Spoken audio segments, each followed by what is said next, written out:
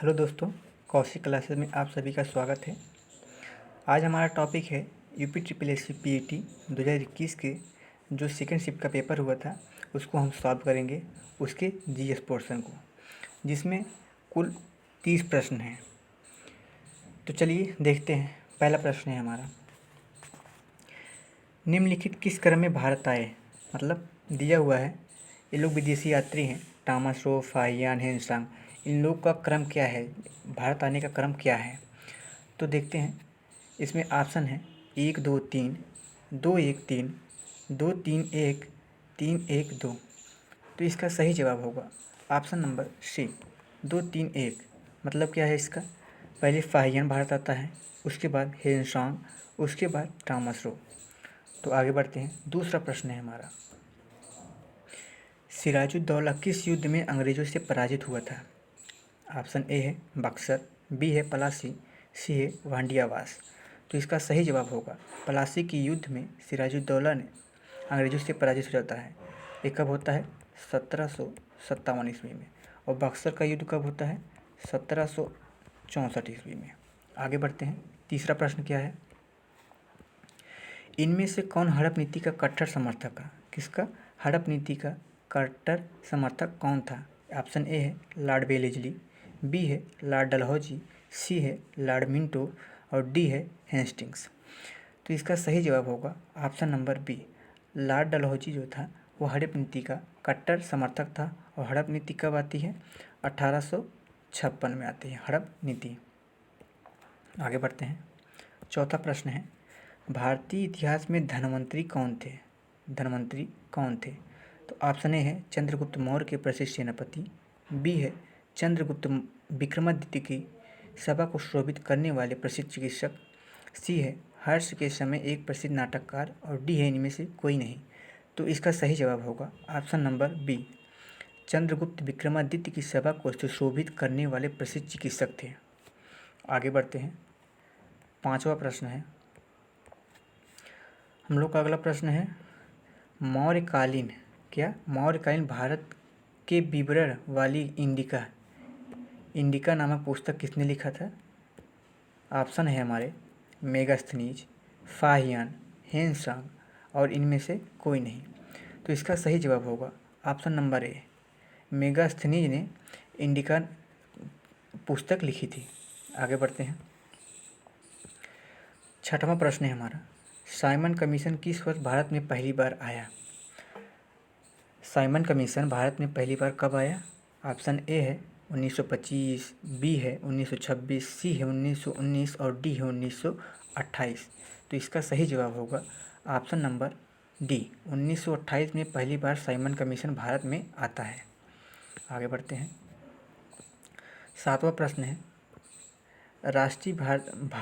भारतीय राष्ट्रीय कांग्रेस द्वारा किस अधिवेशन में ऐतिहासिक पूर्व स्वतंत्रता का प्रस्ताव पारित किया गया। ऑप्शन ए है बम्बई, बी है लाहौर, सी है कराची और डी है लखनऊ। तो इसका सही जवाब होगा ऑप्शन नंबर बी, लाहौर अधिवेशन में पूर्व स्वराज का प्रस्ताव पारित किया गया। आगे बढ़ते हैं। अगला प्रश्न है, निम्न का मिलान करें। किसका, इन सभी का मिलान करें। तो क्या दिया गया है इसमें, देखिए आइए मिलाते हैं हम लोग। तो इंडियन नेशनल आर्मी किससे है, सुभाष चंद्र बोस ने।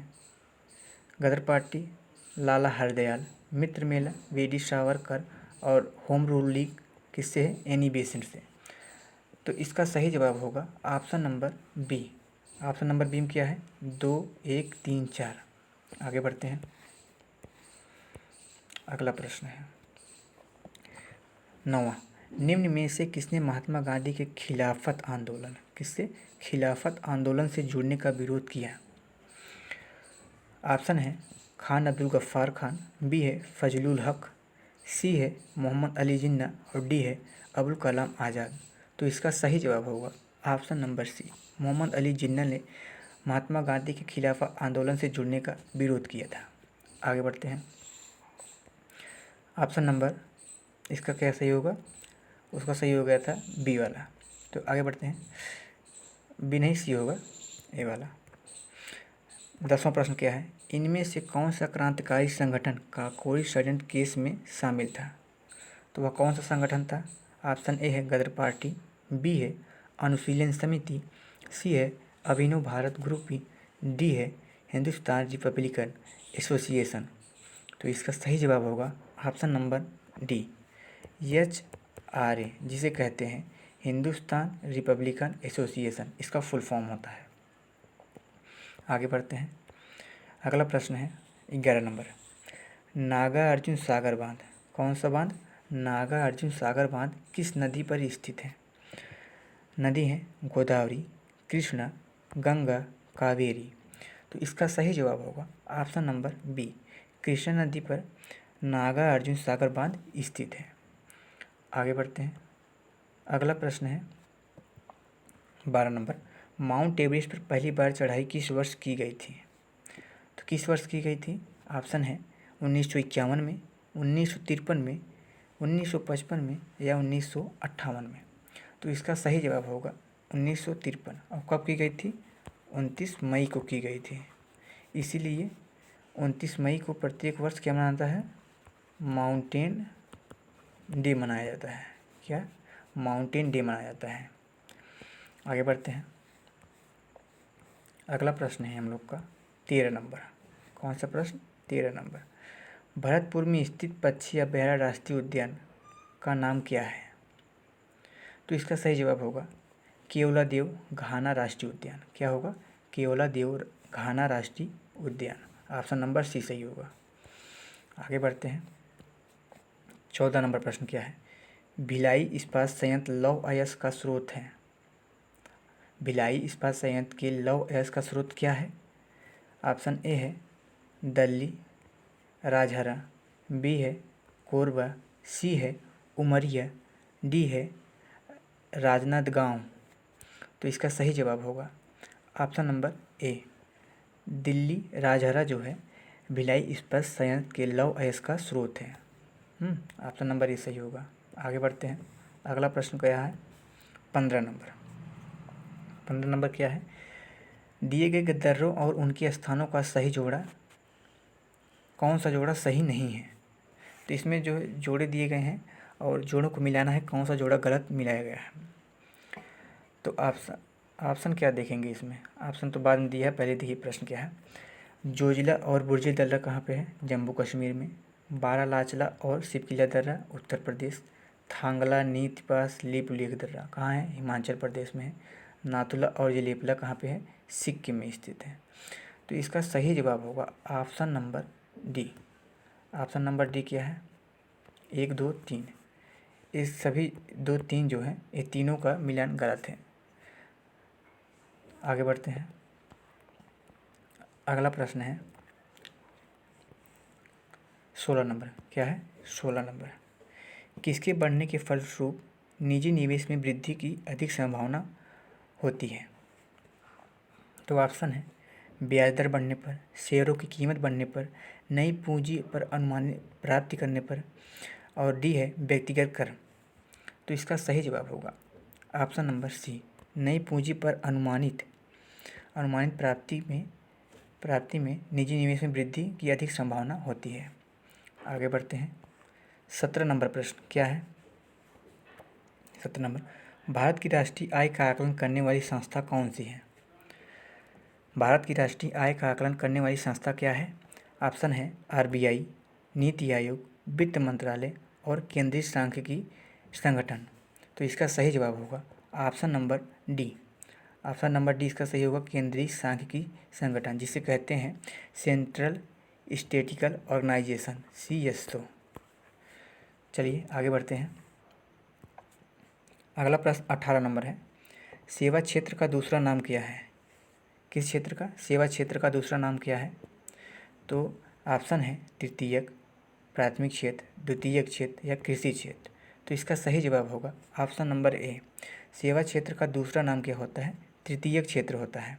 प्राथमिक क्षेत्र में कृषि से संबंधित होते हैं और द्वितीय क्षेत्र में कृषि से उत्पाद जो होते हैं वो द्वितीय क्षेत्र में आते हैं। आगे बढ़ते हैं। भारत में श्वेत क्रांति के जनक के रूप में कौन जाना जाता है? भारत में श्वेत क्रांति के जनक के रूप में कौन जाना जाता है? ऑप्शन ए है बलवंत राय मेहता, बी है डॉक्टर वर्गीज कुरियन, सी है एम.एस. स्वामीनाथन और डी है नॉर्मन एडबर्ग। तो इसका सही जवाब होगा option number C, M S. Swaminathan को भारत में श्वेत क्रांति का जनक कहा जाता है और नॉर्मन ई बोरलॉग को विश्व में श्वेत क्रांति का जनक कहा जाता है। आगे बढ़ते हैं। अगला प्रश्न है हमारा 20 नंबर। क्या है? 20 नंबर। भारत में आर्थिक सुधार 1991 के दौरान प्रधानमंत्री कौन थे? जब भारत में 1991 का आर्थिक सुधार हुआ था तो उस समय भारत के प्रधानमंत्री कौन थे? ए है पी.वी. नरसिम्हा राव, बी है अटल बिहारी वाजपेयी, सी है डॉक्टर मनमोहन सिंह और डी है इनमें से कोई नहीं। तो इसका सही जवाब होगा option number A, doctor P V. Narasimha Rao. आगे बढ़ते हैं। 20वां प्रश्न क्या है? 20वां प्रश्न है भारत के संविधान में इनमें से क्या राज्य सूची में सम्मिलित नहीं है? वह कौन से हैं इन चारों में से जो भारत के राज्य सूची में शामिल नहीं है? तो ऑप्शन ए है पुलिस, बी है कानून और व्यवस्था, सी है जेल और डी है दंड प्रक्रिया। तो इसका सही जवाब होगा ऑप्शन नंबर डी, दंड प्रक्रिया संहिता, जो है भारत के राज्य सूची में शामिल नहीं है। आगे बढ़ते हैं। अगला प्रश्न है 22 नंबर। निम्नलिखित में से क्या भारतीय संविधान की मुख्य विशेषता नहीं है?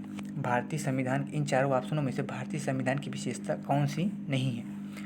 ऑप्शन ए है अर्धसंघीय संरचना, बी है प्रतिबद्ध न्यायतंत्र, सी है शक्तियों का वितरण और डी है लिखित संविधान और संविधान की सर्वोच्चता।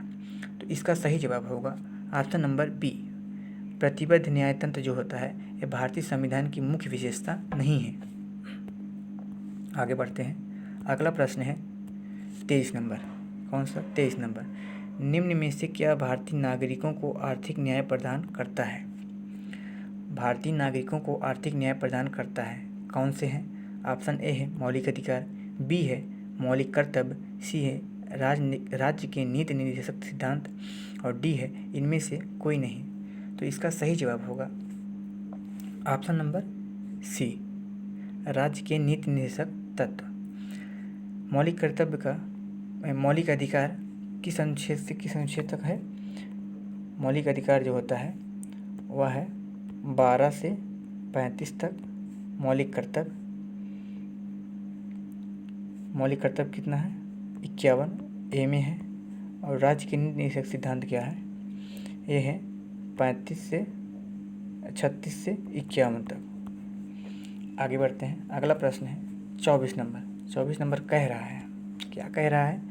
भारतीय संविधान का कौन सा अनुच्छेद राज्य सरकारों को ग्राम पंचायतों के आयोजन के लिए निर्दिष्ट करता है? ऑप्शन ए है अनुच्छेद 38, बी है अनुच्छेद 40, सी है अनुच्छेद 44 और डी है अनुच्छेद 46। तो इसका सही जवाब होगा ऑप्शन नंबर बी, अनुच्छेद 40 जो है राज्य सरकार को ग्राम पंचायतों के आयोजन के लिए निर्दिष्ट करता है। आगे बढ़ते हैं। 25 नंबर प्रश्न क्या है? त्रिस्तरीय पंचायती राज व्यवस्था का विचार किसने दिया था या किसने रखा था? ऑप्शन ए है बलवंत राय मेहता कमेटी, बी है अशोक मेहता कमेटी, सी है रायल कमीशन, डी है इनमें से कोई नहीं। तो इसका सही जवाब होगा बलवंत राय मेहता समिति ने त्रिस्तरीय पंचायती राज व्यवस्था का विचार रखा था और अशोक मेहता समिति जो होती है या कमेटी होती है तो इन्होंने 2 स्तरीय पंचायती राज व्यवस्था का विचार रखा था। आगे बढ़ते हैं। अगला प्रश्न है हम लोग का, अगला प्रश्न है 26 नंबर। कौन सा? 26 नंबर। बिजली का प्रवाह सर्किट में कब होता है? दोस्तों ये जो 26 नंबर प्रश्न है इसे आयोग ने गलत माना था और सभी को क्या दिया था? फुल मार्क्स दे दिया था या फुल मार्क दिया था।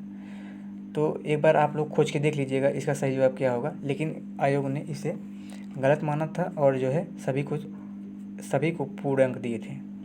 आगे बढ़ते हैं। अगला प्रश्न है 27 नंबर। कौन सा? 27 नंबर। प्रतिरोध की एसआई मात्रक है, प्रतिरोध का एसआई इकाई क्या है? ऑप्शन ए है फैराडे, बी है ओम, सी है वोल्ट और डी है एम्पियर। तो इसका सही जवाब होगा ऑप्शन नंबर बी। तो इसका सही जवाब क्या होता है? बी होगा, ओम होगा। एम्पियर एसआई उसका विद्युत धारा का मात्रक होता है। आगे बढ़ते हैं। 28वां प्रश्न क्या है? 28वां प्रश्न है, नींबू का खट्टा स्वाद इनमें से किसकी उपस्थिति के कारण होता है? नींबू का खट्टा स्वाद किसकी उपस्थिति के कारण होता है? ऑप्शन ए है साइट्रिक अम्ल, बी है एसिटिक अम्ल, सी है ऑक्जेलिक अम्ल और डी है फार्मिक अम्ल। तो इसका सही जवाब होगा ऑप्शन नंबर ए, साइट्रिक एसिड या साइट्रिक अम्ल की उपस्थिति के कारण नींबू का स्वाद खट्टा होता है। आगे बढ़ते हैं। 29वां प्रश्न क्या है? कर्कटजनक रसायन होता है। कर्कटजनक रसायन क्या होता है? हृदय रोग, मधुमेह, कैंसर, डी है दमा या अस्थमा जिसे कहते हैं। तो इसका सही जवाब होगा ऑप्शन नंबर सी, कैंसर। कर्कटजनक रसायन से होता है कैंसर होता है। आगे बढ़ते हैं दोस्तों। ये है 30वां प्रश्न जो कि जीएस में यूपी पीटी 2021 के सेकंड सेम जो पीछे गए जीएस के पोर्शन में 30वां प्रश्न है, लास्ट प्रश्न है। तो त्वचा की ऊपरी सतह क्या कहलाती है? त्वचा की ऊपरी सतह क्या कहलाती है? एंडोडर्मिस, एपिडर्मिस, डर्मिस या स्पेशियल डर्मिस। तो इसका सही जवाब होगा ऑप्शन नंबर बी, जिसे अधिचर्म के नाम से जाना जाता है, एपिडर्मिस कहलाती है। त्वचा की ऊपरी सतह कहलाती है। तो दोस्तों ये थे हमारे कुल 30 प्रश्न। और आपको अगर यह सीरीज़ अच्छी लगी हुई हो तो चैनल को सब्सक्राइब, कमेंट और शेयर जरूर करके बताइएगा कैसा लगा है। और जो दोस्त चैनल पे नए हैं तो चैनल को सब्सक्राइब जरूर कर लीजिएगा। तो चलिए मिलते हैं नेक्स्ट वीडियो में। हम लोग लाएंगे नेक्स्ट वीडियो यूपी पीटी 2022 का, जिसमें आपको यूपी पीटी के 15 अक्टूबर और 16 अक्टूबर के फर्स्ट और सेकेंड शिफ्ट का पेपर सॉल्व कराया जाएगा। तो अगले वीडियो में मिलते हैं। धन्यवाद।